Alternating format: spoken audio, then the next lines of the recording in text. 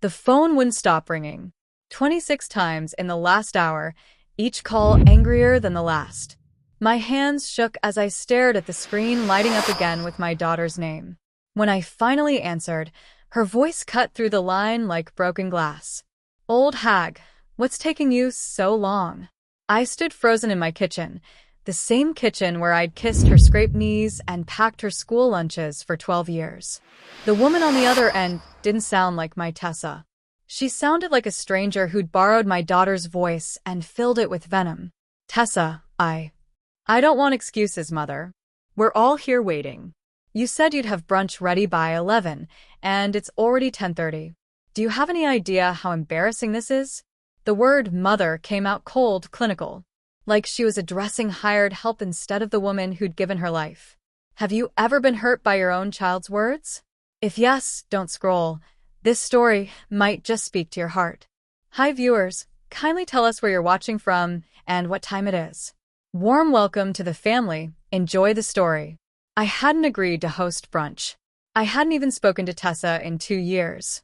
Not since that Christmas, when she showed up with papers that would have signed away half my home. 2 years of silence, and now she was screaming at me about Eggs Benedict and mimosas like I was her personal caterer. "I'll do my best," I whispered. "Your best? Your best better be good enough, or so help me." She hung up before finishing the threat. I set the phone down on the counter, my reflection staring back at me from the dark screen. 72 years old, gray hair pulled back in the same bun I'd worn for decades, lines around my eyes that mapped every heartbreak and hard season. When did I become someone my own daughter could speak to like this? The doorbell rang. They were already here. I smoothed down my apron, the one Raymond bought me 30 years ago with little blue flowers stitched along the hem. My husband always said I looked prettiest when I was creating something with my hands. He'd been gone 3 years now, but I still reached for this apron every morning like he might walk through that door and smile at me the way he used to. Through the frosted glass, I could see shapes moving. Tessa's laugh carried through the walls, high and performative. She was showing off again, using my home as a stage for whatever image she was trying to sell to her friends. I'd become a prop in my daughter's life, something to be positioned and presented when convenient. My chest tightened as I walked toward the door. Part of me wanted to leave it locked, to let them stand out there in the cold December air until they understood what it felt like to be shut out. But mothers don't do that. We open doors. We make room. We give until there's nothing left, and then we find a little more to give. I turned the deadbolt. Tessa swept past me without a greeting, trailing perfume that cost more than my monthly grocery budget. Behind her came 3 women I'd never met, all dressed like they were attending a country club luncheon instead of visiting a widow in a small town nobody'd heard of. Last through the door was Chase, her fiancé, 6 feet of entitlement in a cashmere sweater. "Finally," Tessa said, dropping her designer purse on my coffee table. "Mother, these are the Hendersons. They're considering investing in Chase's development project. I told them you made the most incredible spread." The Hendersons smiled politely, oblivious to the fact that I had no idea they were coming. No call. No warning. Just Tessa deciding I'd perform on command. "I'll need a few minutes," I said quietly. "A few minutes?" Tessa's eyes flashed. "They're hungry now." Chase put his hand on her shoulder, playing the role of the calming presence. "It's fine, babe. We can wait." He looked at me with something close to pity. "Take your time, Mrs. Dorrington." I retreated to the kitchen, my sanctuary turned battlefield. The refrigerator held eggs, butter, some leftover ham. Nothing fancy, nothing brunch-worthy for people who probably had personal chefs. But I'd learned a long time ago how to make something from nothing. That's what mothers do. We stretch meals and budgets and patience until everyone else is satisfied. As I cracked eggs into a bowl, their conversation drifted through the doorway. Tessa was talking about the house, my house, the one Raymond built with his own hands over 2 summers. "Once we finalize the transfer, this whole property could be redeveloped," she said. "Prime location, and the lot size is actually quite generous. We're thinking luxury townhomes, maybe 4 units." My hand slipped. An eggshell fell into the bowl. Tessa mentioned you're thinking about downsizing, one of the Henderson women asked, her voice sugary with false concern. That must be such a relief at your age. All this upkeep. I wiped my hands on the apron and walked back to the doorway. Tessa saw me standing there, and her smile never wavered. Mother and I have been discussing options, she said smoothly. Haven't we, Mother? We hadn't discussed anything. But in that moment, watching my daughter sell my life story to strangers like it was a real estate listing, something inside me finally cracked. Not broke. Cracked. Like ice on a lake right before it shifts. I turned back to the stove without answering. That call wasn't about food. It was about everything she thought she owned. Tessa wasn't always like this. There was a time when she'd wrap her small arms around my neck and whisper that I was the best mama in the whole world. She meant it then, every syllable soaked in pure love. I remember the day she turned 5. We didn't have money for a fancy party, so Raymond and I turned our backyard into a carnival. He built a ring toss from old bottles and painted them bright colors. I baked a lopsided cake that looked nothing like the picture in the magazine, but Tessa didn't care.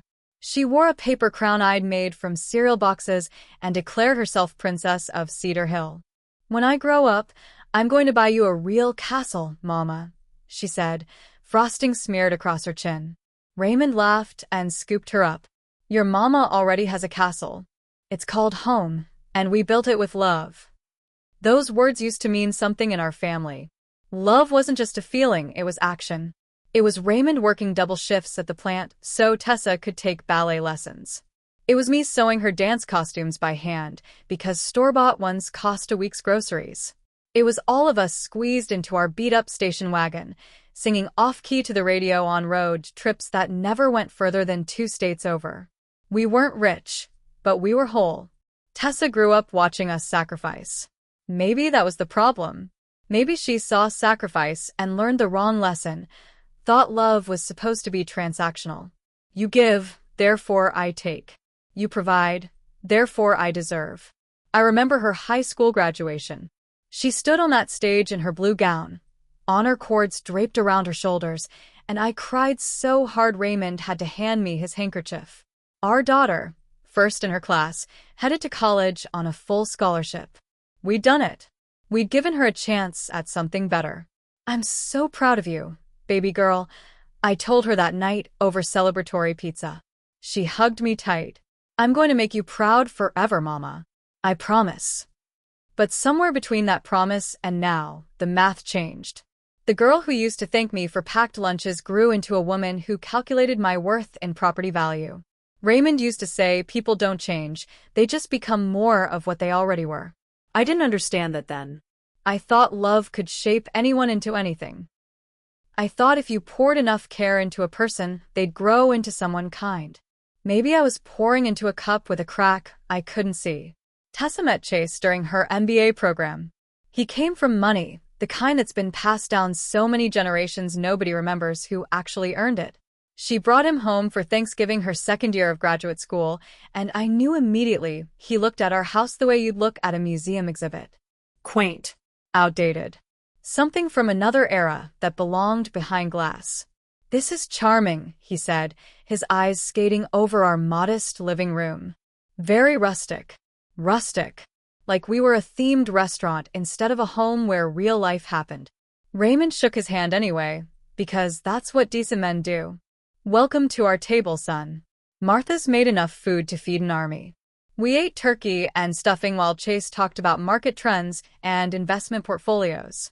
Tessa hung on his every word like he was revealing the secrets of the universe. I watched my daughter transform in real time, her accent smoothing out, her laugh becoming practiced and calculated. After dinner, she helped me wash dishes. Just the two of us in the kitchen, like old times. He's impressive, isn't he? She said, scrubbing a plate with more force than necessary. He seems successful.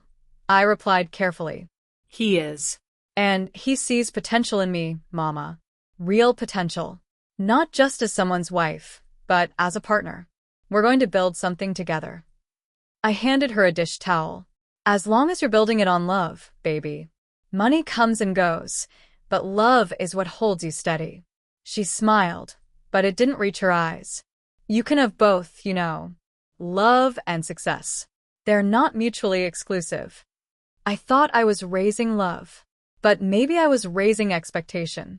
Raymond got sick on a Tuesday. I remember because Tuesdays were trash day, and he just dragged the bins to the curb when he came back inside holding his chest. Ray? My voice cracked with instant fear. Just heartburn, he said, but his face had gone gray. It wasn't heartburn. The doctors at Cedar Hill Medical said his heart was giving out, had been giving out for months while he kept working and smiling and pretending everything was fine. That was Raymond.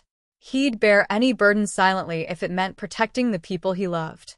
3 months later, I was picking out a casket. The funeral was standing room only.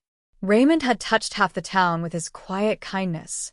Tessa flew in from New York, took a week off from her new consulting job.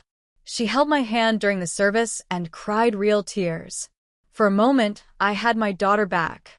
Then came the reading of the will. Raymond left everything to me. The house, his pension, his life insurance policy that would keep me comfortable if I was careful. It wasn't a fortune, but it was security.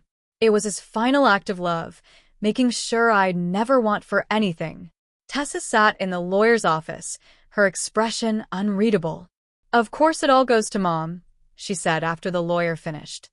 That makes sense. But her tone suggested the opposite. Like she was solving a math problem that hadn't added up the way she expected. A week after the funeral, Chase came to visit. Without Tessa. Mrs. Dorrington, I wanted to check on you, he said, sitting in Raymond's chair like he belonged there. This must be such a difficult transition. I'm managing, I said, pouring him coffee I didn't want to share. Have you thought about what you'll do with the house? He said it casually like he was asking about the weather. It's a lot of space for one person, and the maintenance costs must be significant. My spine straightened. This is my home. Of course, of course. He raised his hands in surrender. I'm just thinking practically. Tessa worries about you rattling around in this big place all alone. We've been discussing options. We. He said we like he and my daughter were a single unit, and I was the problem they needed to solve. What kind of options? Well, there are some wonderful senior communities nearby. Places where you wouldn't have to worry about repairs or yard work. You could make friends your own age, enjoy your retirement. And the equity in this house could fund a very comfortable lifestyle for you. I set my coffee cup down before I threw it at him. You want me to sell my home? I want you to consider all your options. His smile was patronizing, the kind you'd give a confused child. Tessa and I could help manage the sale. We have connections in real estate. We'd make sure you got fair market value. Fair market value. Like Raymond's sweat and love could be reduced to a number on a contract. I think you should leave, I said quietly. He stood, smoothing his expensive slacks. Think about it. We only want what's best for you. But he left a folder on the coffee table. Inside were glossy brochures for retirement homes and a business card for a real estate agent. His real estate agent. That night, Tessa called. Chase said you got upset, she began. No, how are you holding up, or I miss you. Just accusation disguised as concern. He suggested I sell the house. He was trying to help, Mother. You're not getting any younger, and that place is falling apart. The roof needs replacing. The furnace is ancient. How are you going to maintain it on your own? Your father maintained it just fine. Silence stretched between us like a canyon. Dad's gone, she finally said. And I know this is hard, but you need to face reality. That house is an asset. A significant asset. When you're gone, it'll be mine anyway. Wouldn't it make more sense to liquidate it now while you can enjoy the proceeds? When you're gone. Like she was counting the days until she could cash in on my death. Tessa Marie, I raised you better than this. You raised me to be smart. And I'm being smart about our family's financial future. You might not see it now, but I'm trying to protect you. Our family. Like Raymond and I hadn't been a family before she started adding up our net worth. That was the first time she looked at me and saw money instead of a mother. Over the next year, the calls continued. Tessa would start with small talk, then casually mention the house. how much property values were rising in Cedar Hill, how developers were eyeing the neighborhood, how I was sitting on a gold mine and didn't even realize it. She stopped asking about my health. She stopped asking if I was lonely. Every conversation circled back to the same question, wearing different disguises. When would I sign over the deed? I started letting her calls go to voicemail. The house on Cedar Hill Road wasn't just walls and windows. It was Raymond's hands building the front porch where we'd spent summer evenings watching fireflies. It was the kitchen where I'd taught Tessa to bake, flour dusting our noses as we laughed. It was the bedroom where Raymond and I had whispered our dreams in the dark, planning a future we thought we'd have forever. Every corner held a memory I couldn't sell. The living room still had the mark on the wall where Tessa crashed her tricycle when she was learning to ride. Raymond refused to paint over it. "That's our girl's history," he'd said. "Why would we erase that?" The oak tree in the backyard held the initials Raymond carved our first year here. RD plus MD equals forever. 40 years later, those letters were thick with bark growth, but still visible. Still true, even though he was gone. This wasn't real estate. This was my life in 3 dimensions. But Tessa couldn't see that anymore. Or wouldn't. She started bringing it up at holidays. Thanksgiving, she mentioned downsizing over pie. Easter, she had pamphlets for condos. Every visit became a sales pitch dressed up as concern. "You're being stubborn, Mother," she said during one particularly tense phone call. "This house is too big for you. What if you fall and can't get help? What if something breaks and you can't afford to fix it? I'll manage." That's not a plan. That's denial. Her voice sharpened. "I'm your only child. This is going to fall on me eventually. I'm just trying to get ahead of the problem." The problem? I'd become a problem that needed solving. "Maybe I'll leave it to charity," I said, testing her. The silence that followed was glacial. "You wouldn't." "Why not?" "It's my house, Tessa." Meaning? "Your father left it to me, not you." That's incredibly selfish. Her voice climbed an octave. "After everything we've done for you, after all the time Chase and I have spent planning your future, you'd just give it away to strangers? What had they done for me, exactly?" I couldn't remember a single visit that wasn't about real estate. Couldn't recall the last time Tessa asked what I was reading or if I was sleeping well or whether I missed her father. "I haven't decided anything," I said, suddenly exhausted. "I'm just saying it's mine to decide." "We'll see about that," she snapped, then caught herself. "I mean, let's talk about this calmly when I visit next month." But her slip revealed everything. "We'll see about that." Like my ownership was negotiable. Like she had plans that didn't require my permission. I started paying closer attention after that call. Started noticing things I'd overlooked while drowning in grief. The way Chase asked detailed questions about my mortgage status. The way Tessa steered conversations toward my health, particularly my memory. The way they'd exchanged meaningful glances when I forgot where I'd put my reading glasses. They were building a case, documenting my decline, real or imagined, to prove I couldn't handle my own affairs. When love turns into leverage, what's left to protect? I called my lawyer that week. Helen Morrison had handled Raymond's will and knew our family history. I asked her a simple question. Could someone contest my ownership of my house? Her pause told me everything. "Martha, has someone threatened that? Just tell me if it's possible." If someone could prove you were mentally incompetent or under duress, theoretically yes. But that's an extreme measure. Why would you worry about that?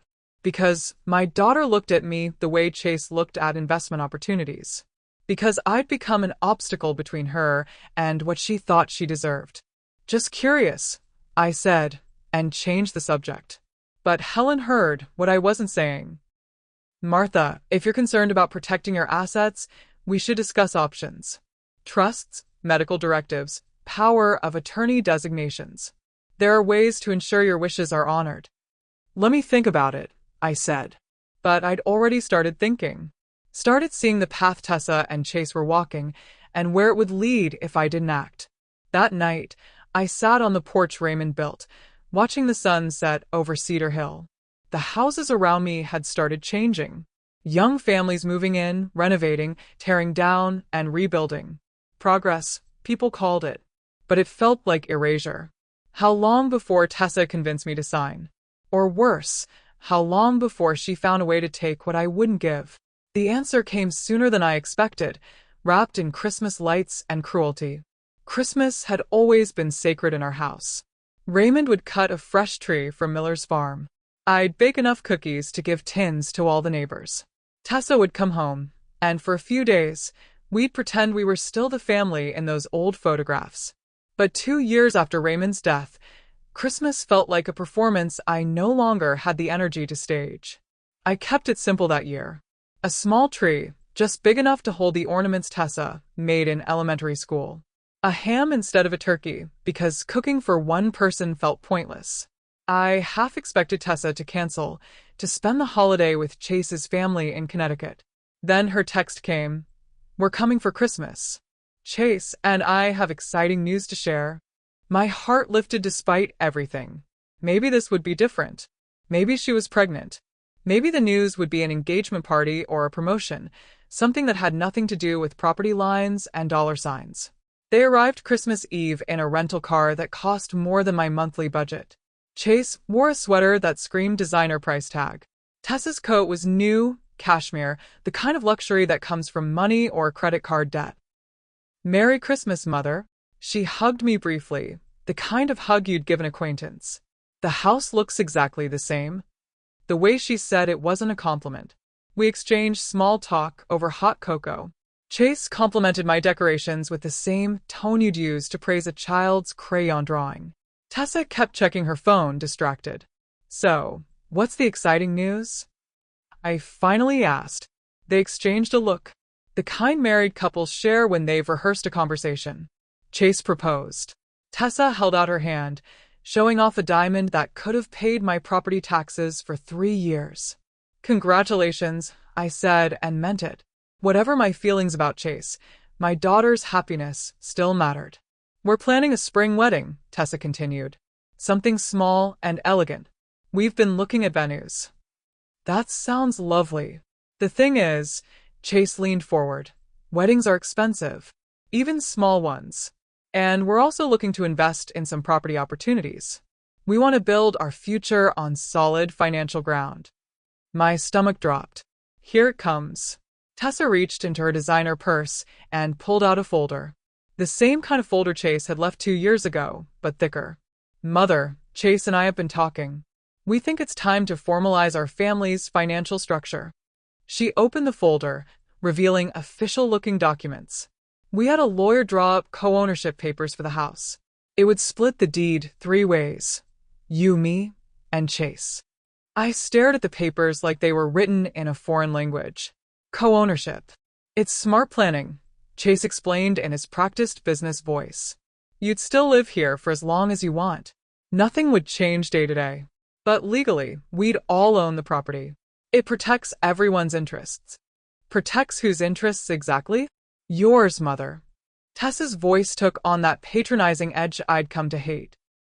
"If something happened to you, the house wouldn't get tied up in probate. It would automatically transfer me. It saves time, saves money, saves hassle." "And what do you and Chase get out of this?" "Security," Chase said. "The house is a major asset. With 3 owners, we could leverage it for loans if needed. Could use it as collateral for investment opportunities." There it was. They wanted to use my home as a piggy bank. "I'm not signing this." Tessa's smile froze. "What? This is my house. Your father left it to me. I'm not giving away ownership while I'm still living in it." "We're not asking you to give it away," Tessa's voice rose. "We're asking you to be reasonable, to think about the family." "I am thinking about the family. I'm thinking your father built this house with his own hands. I'm thinking he died trusting me to protect it. I'm thinking signing it over to a man I barely know isn't what he would have wanted." Chase's expression hardened. "Mrs. Dorrington, with all due respect, you're not thinking clearly. At your age, major decisions like this should involve family input." "At my age." Heat flooded my chest. "I'm 72, not senile." "Mother, please." Tessa grabbed my hand, and I saw tears forming. Real or performed, I couldn't tell anymore. We're not trying to take anything from you. We're trying to help. Can't you see that? What I see, I said carefully, is that you've spent 2 years treating me like an inconvenient obstacle between you and money. What I see is that you haven't asked about my health or my happiness in months. What I see is that this isn't about protection. It's about possession. Chase stood abruptly. Maybe we should give her time to think about it. No. I stood too, my voice steadier than I felt. I don't need time. The answer is no. You're making a mistake, Tessa said coldly. The tears had evaporated. You're going to regret this. The only thing I regret is not seeing who you'd become before your father died. At least he was spared that. The words hung in the air like smoke. Tessa's face went white, then red. How dare you? How dare you act like you're some kind of martyr? You're just a stubborn old woman sitting on property you can't afford to maintain. Get out. What? Get out of my house. Both of you. Chase grabbed the folder. Let's go, babe. She's clearly not in a state to have a rational conversation. They left, the door slamming hard enough to rattle the windows. Through the curtains, I watched them drive away, their rental car's taillights disappearing into the snowy night. I sank onto the couch, the unsigned papers still spread across my coffee table. My hands shook so badly, I had to clasp them together. The papers stayed unsigned, but something inside me broke that night. That was the last Christmas we ever shared. Silence has a weight you don't notice until it's crushing you. For 2 years after that Christmas, my phone stayed quiet. No birthday calls. No checking in. Nothing. I learned to fill the emptiness with routine. Coffee at 6. Feed the birds by 7. Tuesdays at the library. Thursdays at the community center, helping Mrs. Kellum run the food pantry. Small acts that reminded me I still had purpose beyond being someone's inheritance. Mrs. Kellum became my unexpected lifeline. She lived 3 doors down, a widow herself, with hands weathered from gardening and a laugh that could brighten the grayest morning. Your daughter still not calling? She asked one afternoon as we sorted donated canned goods. Radio silence. That's her loss. Mrs. Kellum squeezed my shoulder. You're worth more than whatever that house is valued at, Martha. Don't you forget it. But some days I did forget. Some days I'd catch myself setting 2 coffee cups out of habit, then remembering Raymond was gone, and Tessa might as well be. The house felt bigger in the quiet, every creak and settling beam a reminder of all the voices that used to fill these rooms. I started baking again. Not out of joy, but out of necessity. If my hands stayed busy, my mind couldn't wander to dark places. Cookies for the church bake sale. Pies for the veterans' home. Bread for Mrs. Kellum when her arthritis flared up. You've got a gift, she told me, biting into a slice of my apple pie. Ray always said you could make magic out of flour and butter. Raymond. 2 years gone, and I still reached for him in the middle of the night, still turned to share a thought before remembering he wasn't there to hear it. Sometimes I wondered if Tessa missed her father the way I did, or if she'd filed him away like a closed account, balanced and forgotten. The seasons changed. Fall to winter to spring to summer and back again. Cedar Hill kept evolving around me. The Martinez family moved into the house across the street and painted it a cheerful yellow. The Johnsons next door added a second story. Progress marched forward while I stayed rooted in memories. Then one morning in late November, my phone lit up. Tessa's name flashed across the screen. I let it ring through to voicemail, my heart hammering. When it rang again immediately, I answered out of instinct. Mother. Her voice was clipped, efficient. I need to talk to you about something important. Not I miss you, or I'm sorry. Just another transaction waiting to happen. I'm listening. Chase and I are hosting a brunch next Sunday. Business associates, important connections.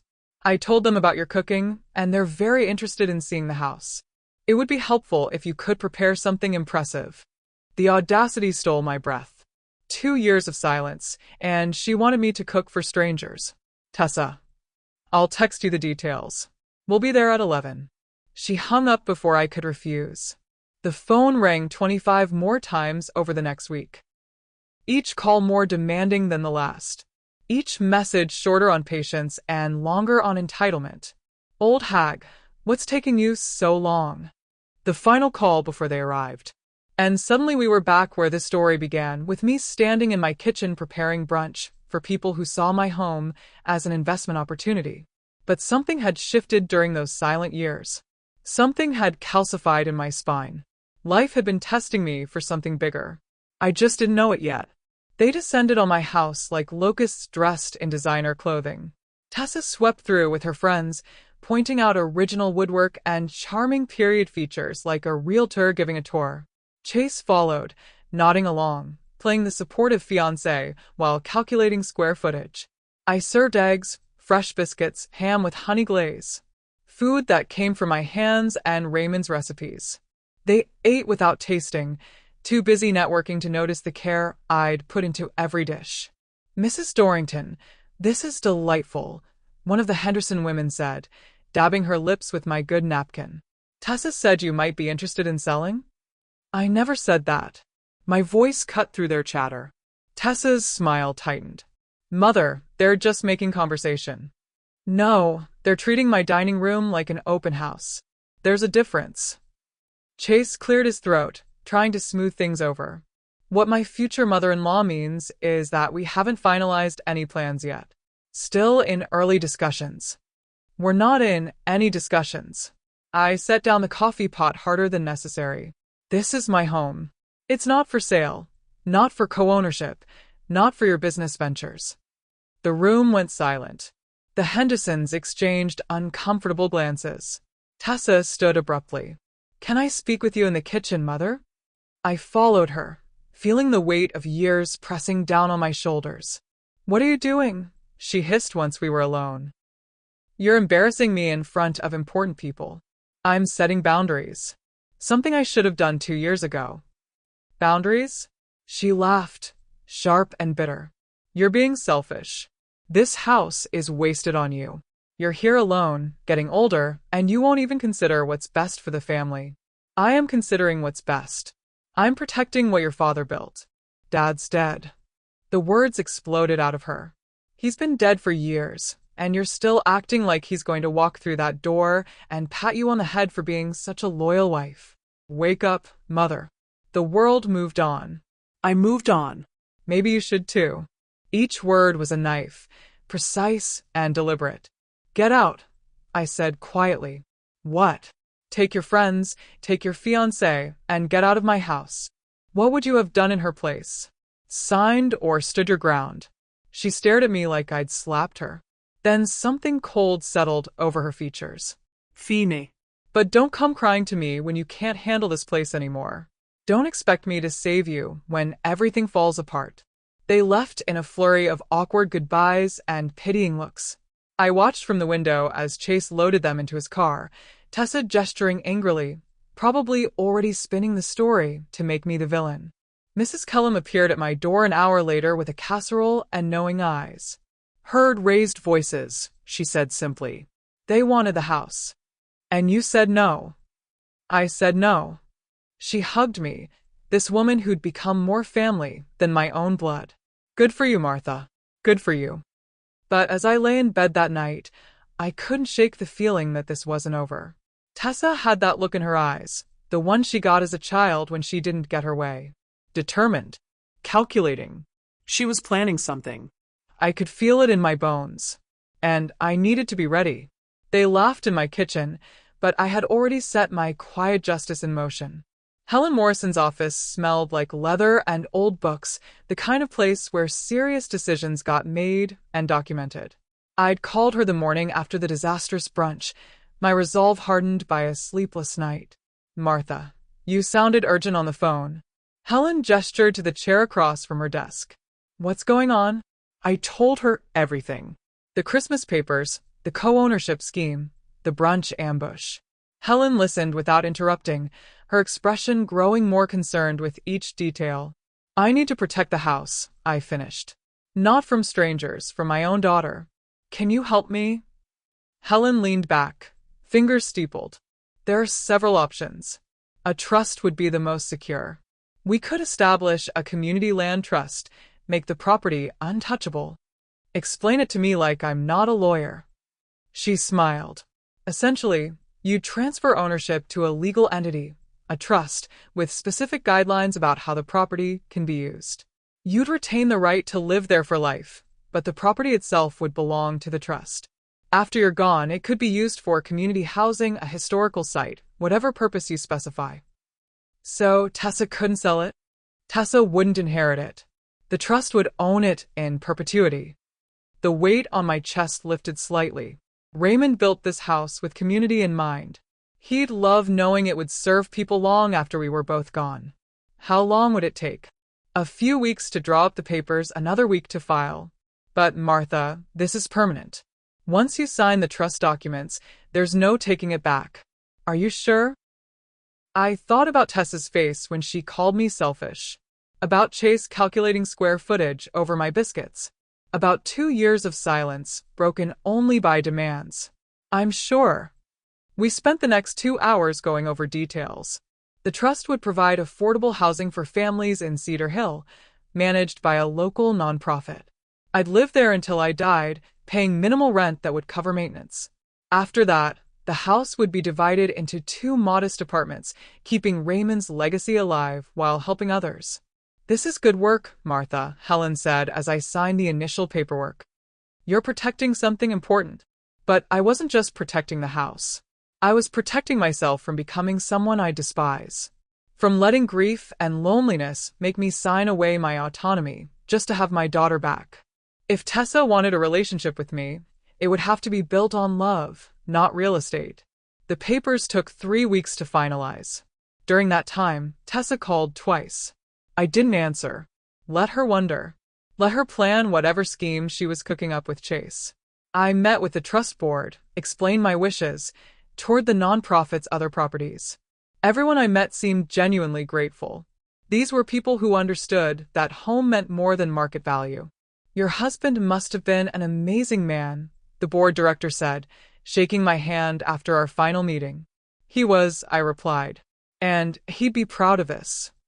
The day the trust became official, I stood in my kitchen holding the documents that proved this house no longer belonged to me or Tessa. It belonged to the future. To families who'd raised children in these rooms, who'd carved their own initials in the oak tree, who'd build their own memories on top of ours. I felt lighter than I had in 3 years. But I kept the news to myself. Let Tessa make her move. Let her show her true colors completely before I revealed mine. They thought they owned this house. But I'd already given it away. The letter came on a Tuesday morning, certified mail, requiring my signature. Legal letterhead, the kind that makes your stomach drop before you even open the envelope. Inside, dense paragraphs of legalese boiled down to one simple message. Tessa was suing me for guardianship.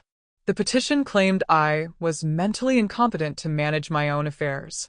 It cited my age, my refusal to engage in reasonable financial planning, and my increasing isolation and irrational behavior. It requested the court appoint Tessa as my legal guardian, giving her control over my assets and medical decisions. My hands shook reading it.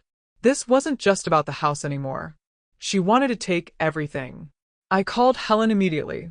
I was hoping she wouldn't go this far, Helen said after I read her the petition. But I'm not surprised. When people are desperate, they get creative. Can she do this? Can she actually take control? She can try. She'll need to prove you're incompetent, which means psych evaluations, testimony from doctors, evidence of inability to care for yourself. But Martha, there's something you should know. My stomach clenched. What? While we were processing the trust, I did some routine title searches. Someone filed paperwork 3 weeks ago attempting to add Chase Morrison to your deed. The signatures were notarized. Everything looked official. I never signed anything.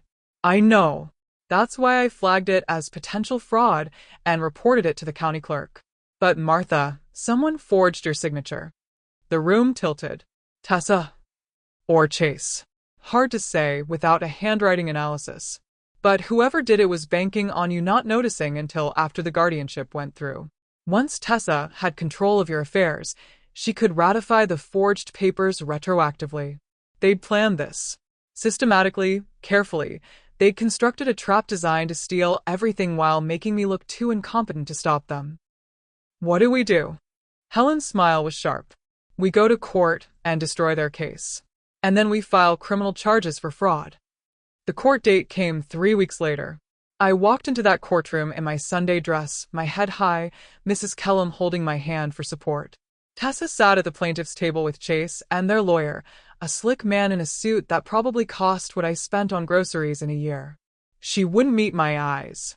The judge, a stern woman named Patricia Reeves, reviewed the petition with increasing skepticism. Ms. Dorrington, you're claiming your mother is incompetent to manage her own affairs? Yes, Your Honor. Tessa's voice wavered. She's isolated herself, refuses reasonable financial advice, and shows signs of declining mental capacity. What signs specifically? She forgets things. She gets confused about dates. She lives alone in a deteriorating property she can't maintain. Judge Reeves turned to me. Mrs. Dorrington, do you have representation? Helen stood. Helen Morrison, Your Honor. Mrs. Dorrington has retained me, and we'd like to present evidence that not only is my client perfectly competent, but that this petition is part of a fraudulent scheme to illegally obtain her property. The courtroom went silent. For the next hour, Helen systematically dismantled Tessa's case. She presented my recent medical records showing perfect cognitive function. She showed bank statements proving I paid all my bills on time, managed my own finances without issue. She called Mrs. Kellum to testify about my active involvement in community service. Then she dropped the bomb. Your Honor, 3 weeks before this guardianship petition was filed, someone attempted to fraudulently add Chase Morrison to Mrs. Dorrington's property deed. The signature was forged, the notarization was fake. We believe this was an attempt to steal Mrs. Dorrington's home while using the guardianship to prevent her from stopping it. Tessa's face went white. Chase whispered urgently to their lawyer. Judge Reeves leaned forward. Is this true? Helen presented the forged documents, the handwriting analysis, the county clerk's fraud report. The evidence was damning.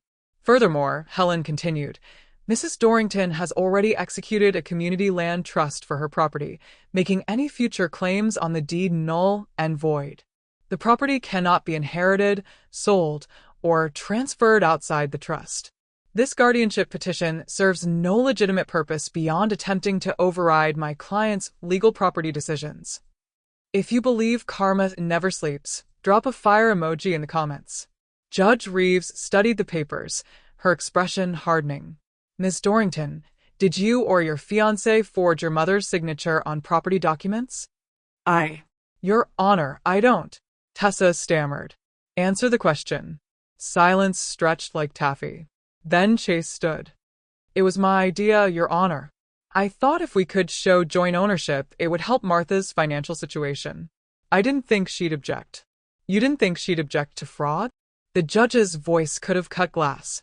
Mr. Morrison, you're facing criminal charges. I'm referring this case to the district attorney immediately. As for this guardianship petition, it is denied with prejudice. Mrs. Dorrington is clearly of sound mind and has taken appropriate legal steps to protect her assets. Case dismissed. The gavel came down like thunder.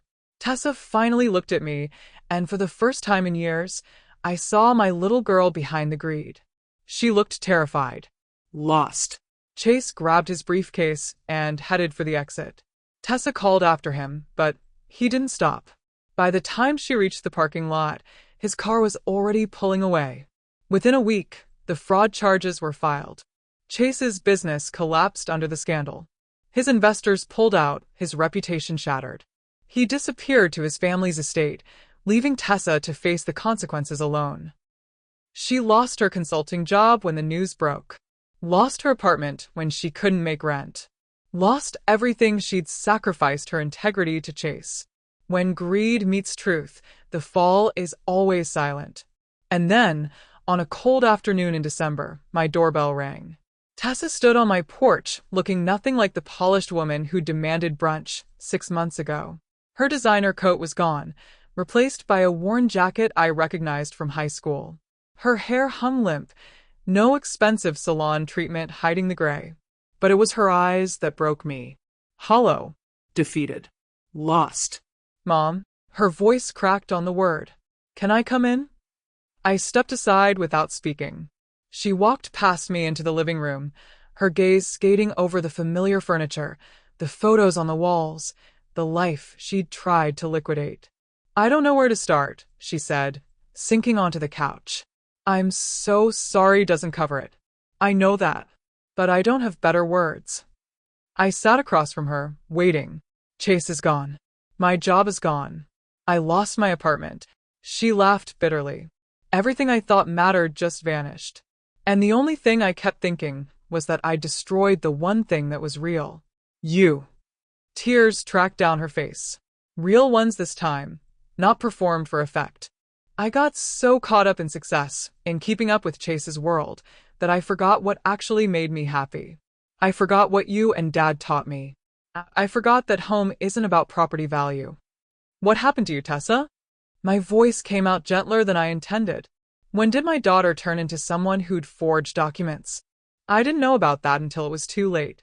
She looked up, desperate. I swear, Mom, Chase did that on his own. But I knew something was wrong, and I didn't stop it. That makes me just as guilty. You tried to have me declared incompetent. I know. She covered her face with her hands. I convinced myself I was protecting you from yourself, that I knew better. But really, I was just trying to take control because I felt like everything else in my life was slipping away. We sat in silence, years of hurt and betrayal hanging between us like smoke. Do you know what your father said before he died? I finally asked. His last words to me? She shook her head.